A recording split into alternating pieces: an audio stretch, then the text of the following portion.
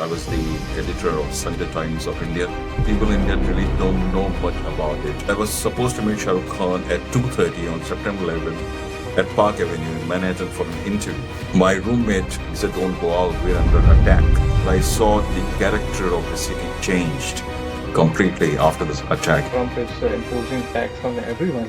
I wanted to go in Lahore to the Jaish-e-Mohammed headquarters, but they did not allow me. If you tell people in India that potato came from outside, India has a very good image in this country. Hello everyone, welcome to Staying Indian, the NRI podcast. Now BRICS, Brazil, India, China, Russia, and South Africa. What started as a small club has now emerged into a BRICS Plus, which is growing by day. And it's becoming a reckoning power. It's becoming a power that is making changes and huge tactical shifts in the economy. And to discuss about how this upcoming BRICS Summit in Brazil is important from an Indian perspective, what are the key elements that would be discussed by Indian government in this BRICS Summit, I have someone very renowned journalist joining from Sao Paulo, Brazil, whom I had the pleasure of meeting in Sao Paulo as well recently. Mr. Shoban is an experienced journalist who has worked with for 40 plus years with all media houses that you can imagine. Welcome, Shoban. Thank you, Gaurav. Thanks very much for the opportunity. Thanks for your really, gratitude-filled hosting in Sao Paulo. I really enjoyed the food at Mr. Vijay's restaurant. It was really a pleasure meeting you. There are so many things that we can cover in this about your journey, but Sao Paulo or Brazil in general is not very known to Indian, although it's like fifth largest country that India trades with and has bilateral trade of around 9 billion plus. Tell me about your journey, how you kind of ended up in Brazil, Sao Paulo. Yeah, I've been a journalist since early 90s and worked with major publications, as you mentioned, principally Times of India, the Indian Express. There used to be a magazine called Tehelka. I worked with them also for some time, but mostly I've been with the Times Group for a very long time. And in 2012, I was the editor of Sunday Times of India, which is the Sunday publication of Times of India, based in New Delhi. Before that, I was in Mumbai as the international editor of Times of India, and I got an opportunity to go and live and work in Brazil because at that time, Brazil was really very hot. In 2014, Brazil was going to host the Football World Cup. In 2016 was the Olympics, and the BRICS Summit was going to happen also in 2014. A lot of things were coming up. So I worked hard to convince my editor to send me to Brazil, live there and report from there. And they agreed, and I moved here in 2012 to Sao Paulo and started reporting for Times of India. I'd never written in football. I've not been a sports journalist. My area has always been international. I've done a lot of reporting in the neighborhood from Pakistan, Afghanistan, Nepal, Iran. Also, I've been there a few times. And also, I've lived abroad as a reporter for a long time in New York, in London, and South Korea. So when I moved here, my idea was to put Brazil on the map of Indian media. We have very good relations with Brazil, but people in India really don't know much about it, just about carnival and samba and football. And so I arrived here in 2012 and started writing about the social issues, social programs, political stories, a lot about economics and trade. And that was my small contribution to relations between India and Brazil. And as you mentioned, BRICS, 2014, Brazil hosted the BRICS Summit. And it was the first foreign visit of Prime Minister Modi after he got elected. And he's been here once again in 2019 for the BRICS Summit. And this will be his third visit next month to attend the BRICS Summit in Rio de Janeiro. Amazing. It looks like a, kind of very fulfilled professional journey covering the entire length and breadth of the world. And you have been to different countries. You also mentioned New York, and I kind of recall when we met, you were telling some incident about you being there during 9/11, and maybe Shah Rukh Khan was also there, something about that, right? What was it? Yeah, it was September 11, 2001. I was in New York, living in Queens and working with the Indian Express. Indian Express had a North American edition. So I was working for that edition, basically circulated among the diaspora, but also reporting for Indian Express in India. And Shah Rukh Khan was there, and the director, I think Santosh Sivan, they were in New York for the promotion of the movie Ashoka. And I think September 9, we had a meeting with them in a theater with Santosh Sivan, not with Shah Rukh Khan. And I was supposed to meet Shah Rukh Khan at 2:30 on September 11 at Park Avenue in Manhattan for an interview. And my roommate, who used to work with India Abroad News Service, he had an appointment with Shah Rukh Khan at 9:30 in the morning. He got me in the morning and he left to interview him. And after some time, he called me at I think 9:15 or so. I don't remember exactly. And he asked me to stay home. He said, "Don't go out. We're under attack. Just switch on the TV and see what's happening." And the rest of the story, everybody knows. It was chaos. The phone lines had gone down. Internet was very, very erratic, and it was complete chaos. And unfortunately, also, I had arrived in New York, I think, just a few weeks before this attack happened.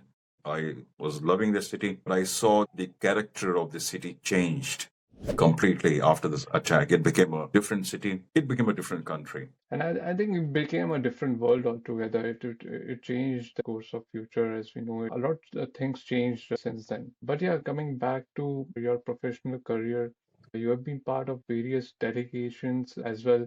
Can you briefly tell me what do you think of the BRICS nation and how this has evolved in past years? See, the idea of BRIC, I think it was firstly mentioned by an executive of Goldman Sachs, if I'm correctly. It was in the 2006 or 7. He mentioned BRIC, BRIC, the emerging economies, Brazil, Russia, India, and China. And his point was the future is in the emerging countries. And I think the Russian president, Putin, I think he took the initiative and he called the first meeting of the BRIC country. At that time, it was BRIC, not BRICS, because South Africa joined later.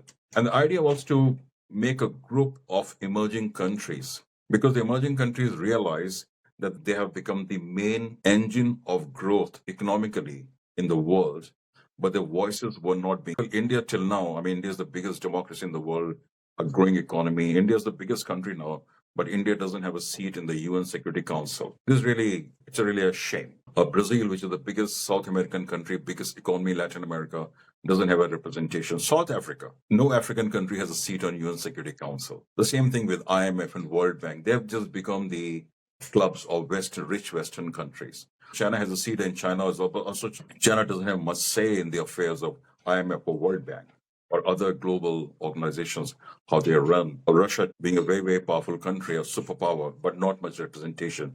So they realize that they're not getting hurt, they're not playing much role, how the world is run financially, economically. I would be honest, it was an experiment. Nobody knew in 2009, I think, when the first BRICS summit happened in Russia, nobody had an idea how it will evolve. It was an idea that the country should try to have some kind of voice in the global affairs. And the international orders needs to be changed. There's too much dominance by the US and all that. Over the past 16, 17 years, I think BRICS has really evolved into an important group. So much so that, as you mentioned, now we have BRICS Plus. South Africa came, now there are more 11 countries have joined in. They want to ally with the emerging countries because there's a feeling that the center of gravity of the global economy is shifting or has shifted from Atlantic to the Asia Pacific region or to Pacific region.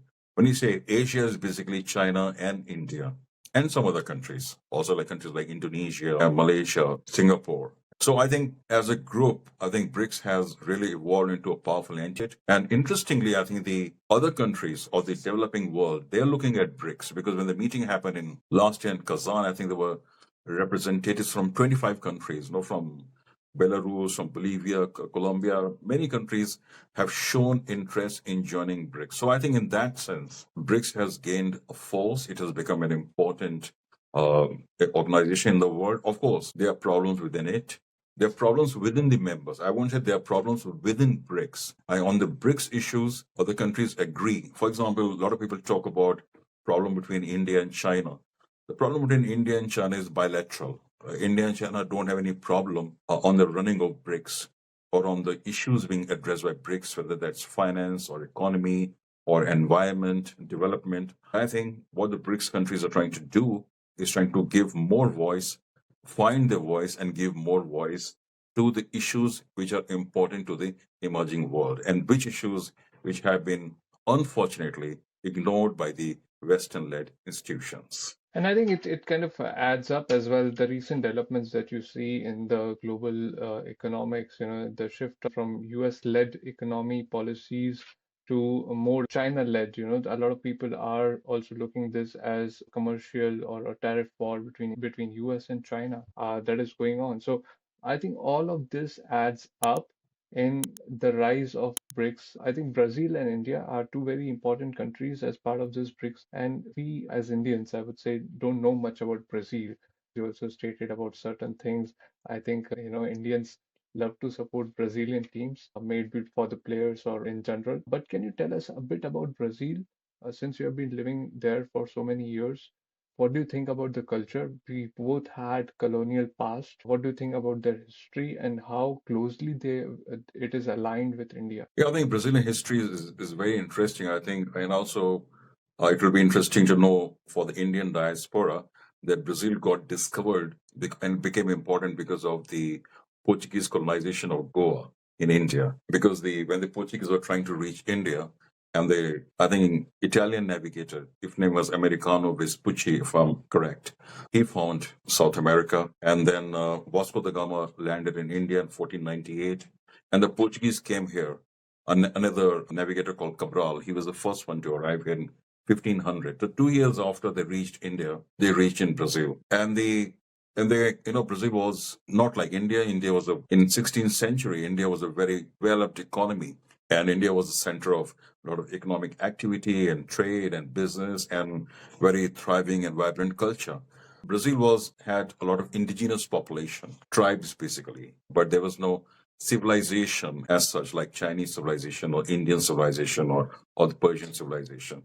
But it was a lot of natural resources, the trees and woods, and there was no mining at the time. And they found the soil was very fertile because this soil had not been used for agriculture. There was no agriculture here. The indigenous people were living just plucking fruits and plants, everything from the nature. So Brazil actually became a kind of a station for doing trade with India because the Europeans found that it was much better to travel from Europe to Brazil and then go to India than traveling around Africa because of the winds. It was more difficult to travel around there. So they would come here, go to South Africa, Cape of Good Hope, and then go into Goa. So that is the connection between India and Brazil. And I think it's very interesting that the Portuguese, I think they were the first, they globalized the world, in the 16th century. Because they were doing trade from Brazil till Japan. They brought mango, for example. It came from India. Sugarcane, a coconut also, neem tree came from India.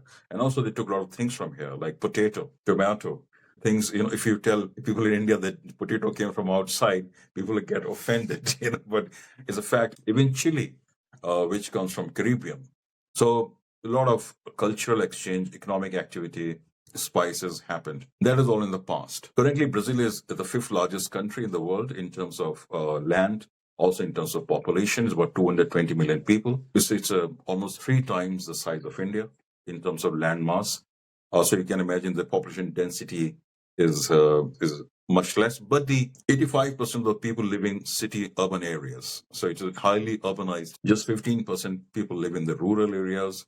And there are some population, very, very small populations in the forest, in the Amazon forest and other areas, uncontacted tribes also. So that is basically, as an economy also, I think it's one of in the world's 10 largest economies. It's almost $2.5 trillion is the GDP of Brazil. The per capita is highest among the BRICS countries. Of course, there are problems like there is still poverty, not like India. There is some poverty, which has also increased in recent years after the pandemic. There are some problems. But the Brazilian culture is, people think of samba and carnival, but there's a great diversity. Brazil has 29 states, and every state has its own cuisine. It's almost like India in that sense, But interestingly, it's such a huge country, but they just have one language. Portuguese, every state has a different accent, but it's a one language. And as far as relations with India are concerned, I think the bilateral trade, I think it has now reached $14 billion. A lot of cultural exchange also happening between India and Brazil. We have a cultural center here run by the Indian Council of Cultural Relations, Indian Consulate, which has free yoga classes on Hindi. India has a very good image in this country, a very soft image, very nice image. People think of India as a country of yoga and Ayurveda, and also they're very fond of Bollywood music thanks to Netflix and other OTT platforms. And I've seen myself the enthusiasm, the government and the people to have more relations with Brazil. And I think the Chinese realized it a long time ago.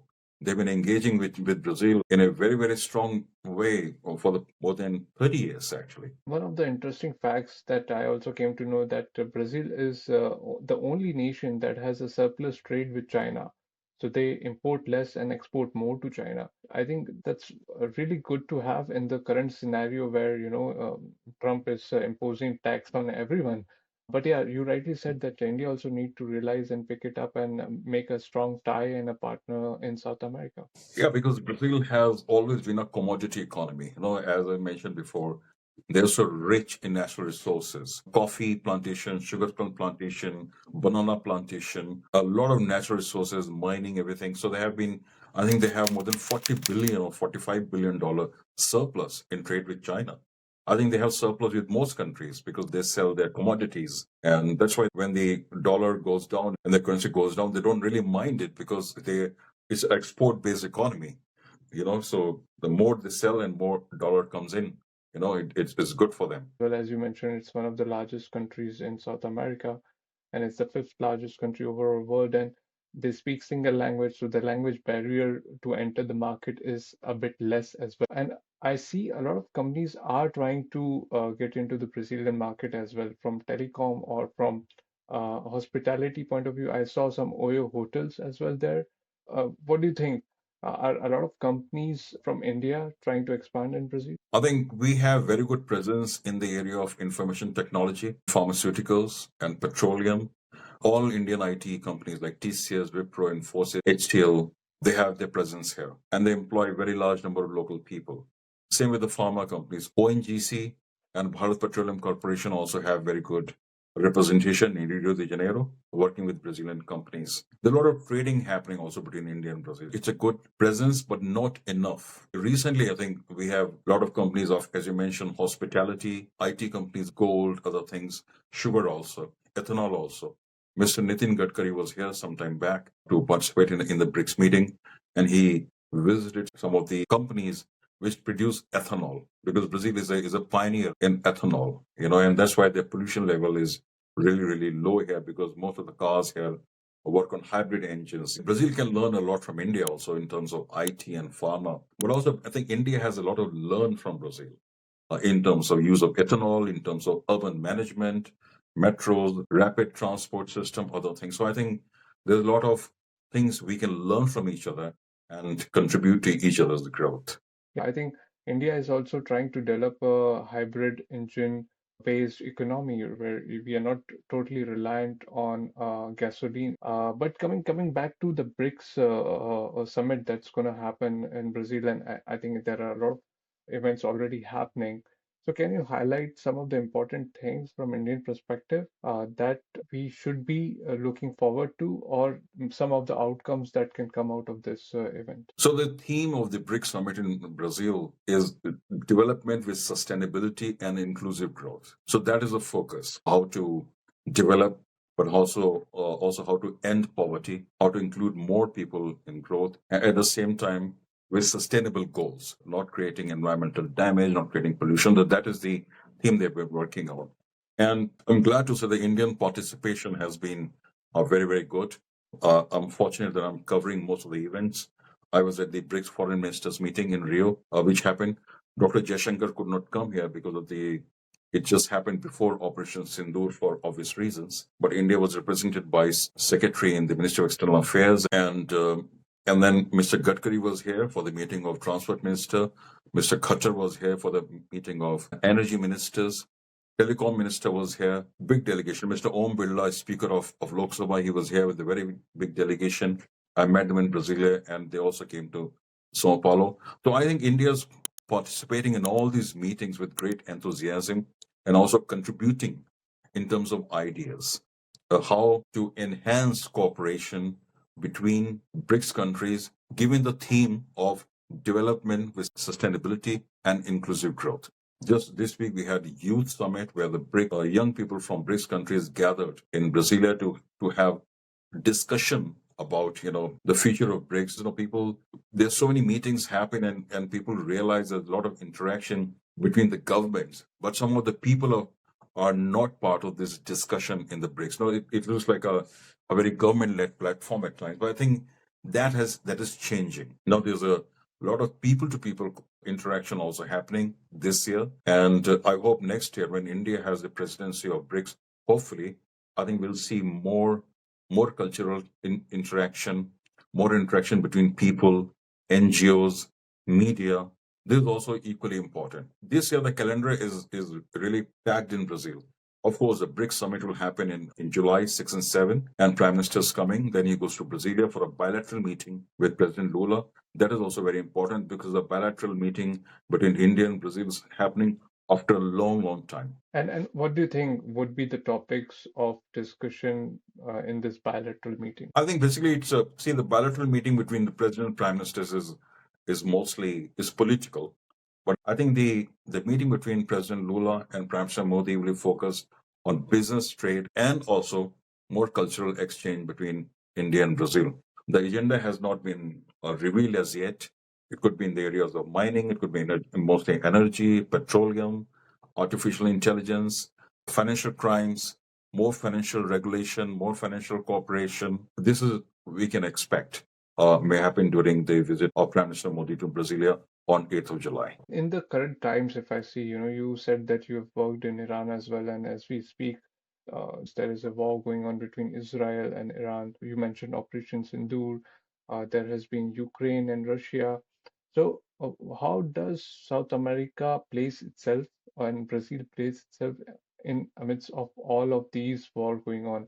We never hear any kind of fights or skirmishes in South America.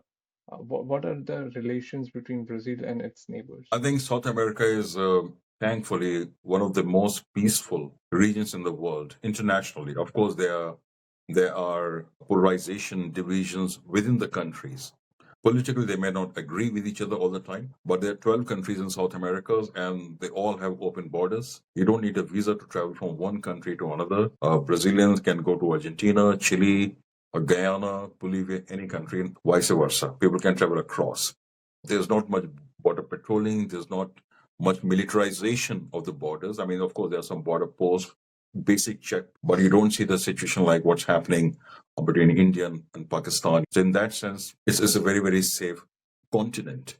No country in this part of the world has a very powerful military. I think Brazil is the biggest military and they have like 200,000 soldiers. So, they don't have nuclear weapons here. So I think you have the army to do the basic defense of the country. Because you have peaceful situation with your neighbors, you don't really need very powerful armies here. So the army is kind of contingency which you have. As far as Brazil relations with other countries is concerned, I think Brazil has been very, very critical of Israel for what Israel has done in Gaza.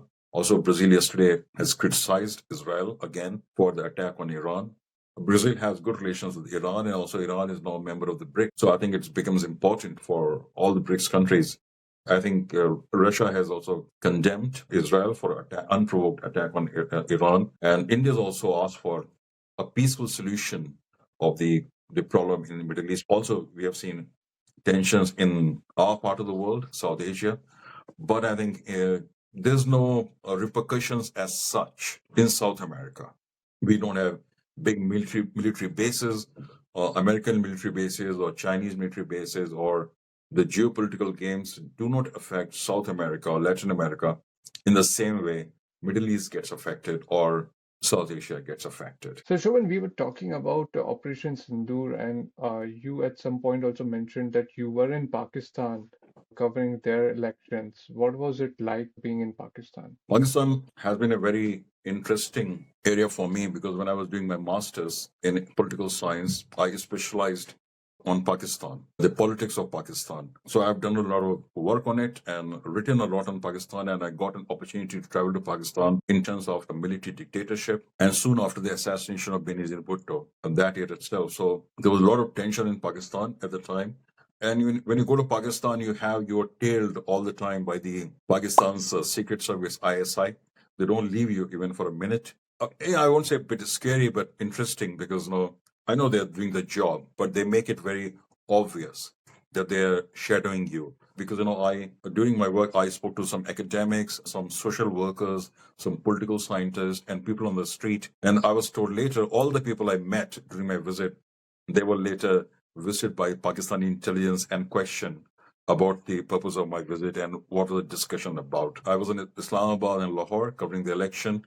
I spent a lot of time at the Pakistan Election Commission also because they had set up a small media office there, working there, talking to people. The food, the culture, the people is very similar. I had some nice experience also, and it is like an anecdote, but it was true that the many taxi drivers who took me from one place to another, they did not charge me. They did not take money from me when I told them I was an Indian journalist covering the election, which is, I think, a very, very nice gesture. In the shops, talking to ordinary people in the restaurants, very, very nice experience. But again, when you talk to government officials, it's a different story altogether.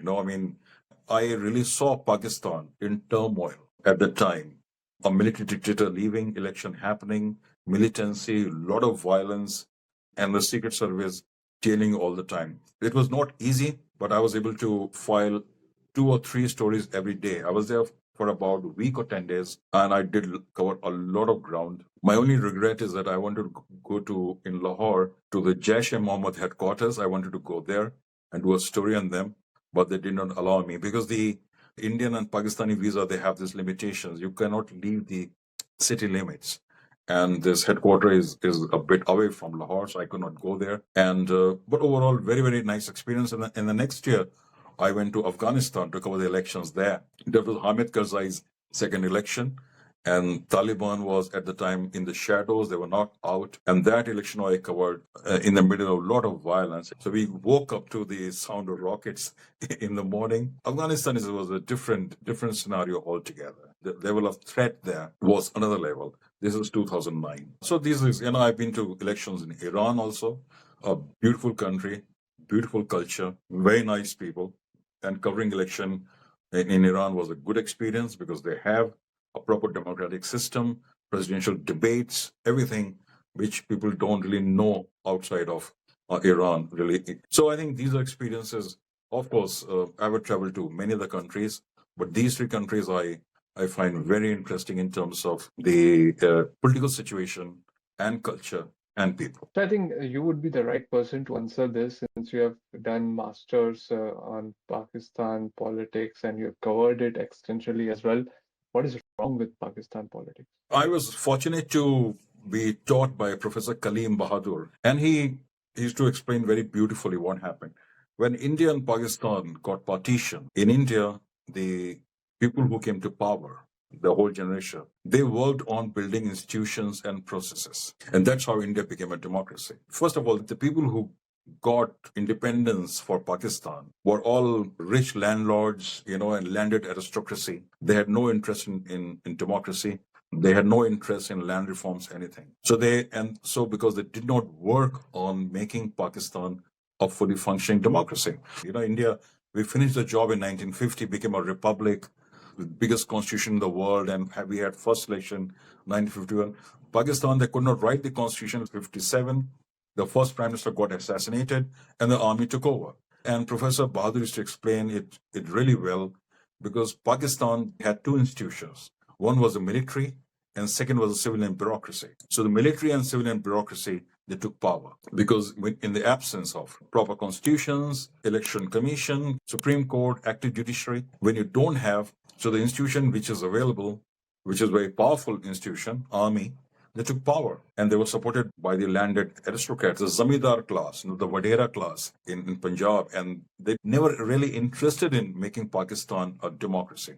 The whole idea was to have some kind of semi-feudal, semi-modern system, and that's what they got. So, the Indian national movement was a struggle against, not only a struggle against colonization, but it was also a struggle to make India a modern democracy. Pakistan movement was all about maintaining the privilege of the landed class and the rich class. So that's what they got. This is the best explanation of how 2 countries, we have the same culture, we have the same history, we have the same background. We both got colonized jointly by the British, but we have 2 different results How do you explain it? This is the explanation. Let's talk about Trump and his trade sanctions or his immigration policies. There is not much effect on Brazil in all those respects. I think they put about 10% tariff on Brazil. But I think immigration policy will have some impact on Brazil because there are a number of Brazilians who live in US, whose legal status may not be clear or not valid.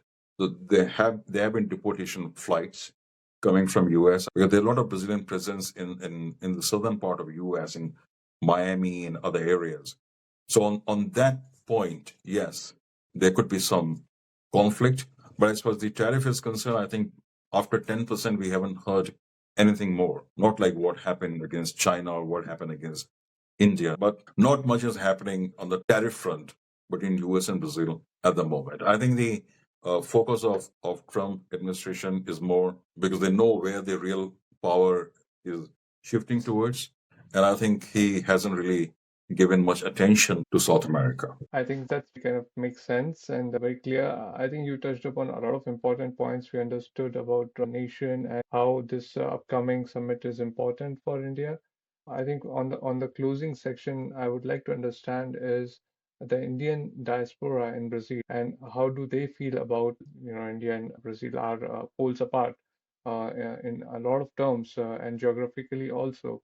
So how do Indian diaspora feel? uh, how do they celebrate their festivals and how do they celebrate their Indianness in general? So the Indian diaspora here is very small in comparison to what we have in the US or UK or in the Gulf. We don't have the exact figures, but it's more or less 5,000. And most of the Indians are based in and around Sao Paulo. It's also a state. It's the biggest state in Brazil and also the richest state and also the nerve center of Brazilian economy. That's why most Indians are based here, but they also we have some Indian families in Rio de Janeiro and Brasilia and Curitiba and Porto Alegre in other cities. It's a small community, but it's a very, very cohesive community. And we celebrate all our festivals, Holi, Diwali, Independence Day, Navratri, Durga Puja. And we have been done on a bigger scale for the past couple of years. We've opened our events to Brazilians. And this year, Holi, we had about 15,000 people participating in our Holi. And Diwali also, we had about 20,000 people, a 2-day event. We also do a small event for the community. So the community here is really nice, and then they find a very acceptance in the Brazilian society. It's an open society. Culturally also, they're very diverse. So Indians coming in is not a problem because Sao Paulo has all kind of diaspora. You have Italians, you have Koreans, you have Chinese, we have Lebanese and Syrians. Biggest Japanese diaspora in the world is in Brazil. The Indian community is playing a very important role also in making relations stronger between India and Brazil because most people work in business and trade, but we also have people who are working in soft power, in yoga or music. We have Indian musicians and dancers, and there are a lot of Brazilians who have learned Indian classical dancer from Kathak to Odissi. We also have a musical ensemble, Indian Brazilians playing together using Indian instruments like sitar and tabla to play Brazilian music. We just have an event 2 days back, and I was there. It's a group called Sur Sangam. So I think overall, if you look at in the field of culture and community, our presence is very, very strong. Relations are improving. Politically, India and Brazil are really connected because India and Brazil are members of BRICS, members of G20. We also member of G4, India, Brazil, Japan, and Germany. So overall, if you look at it, I think relations are very, very positive. And I think this BRICS meeting, followed by the bilateral between India and Brazil, are further going to enhance relations between our two countries. No doubt in that. And when I was in Brazil, a lot of people were thinking I am a local there. So they were asking me, "Are you sure you're not Brazilian?" And I was like, "No, I'm from India." So I think there is similarity between how do we look as well. And if you are listening to the podcast and if you are from India and want to settle, do consider Brazil. It's really happening and a really lovely country to be. I think weather-wise also it's really closely aligned to our Indian weather. So yeah, I really liked my time there. And Shoban, really thanks for taking out the time and talking to us and telling about more about Brazil and how we are closely aligned with India. So thanks a lot. Any final remarks that you'd like to share? Well, thank you for the opportunity, Gaurav, and really good that you're doing this podcast for Indian diaspora. Indian diaspora has really was always important, but I think in the recent years has become very important. Indian diaspora has very strong presence in US and UK, some parts of Europe, but I think also Indian diaspora need to connect with each other. That we in Brazil need to connect more with people in Europe and with people in Australia or Africa. Something called Global Indian. I think global Indians need to come together also, not to just promote our culture and our agenda, but to make our presence felt across the world. And we are doing it already. I think Indian culture has a very, very strong presence, especially in the fields of art, dances, music, food, cinema. Has Indian food really gone global? Indian cinema has gone global. We're all doing a bit, and I think I'm very happy to participate on this podcast on Indian diaspora. You're doing good work. Congratulations. And thank you for the invitation. Thanks a lot, Shoban, and lovely to meet you once again and hoping to meet you soon. Thanks for the time. Jai Hind. Jai Hind.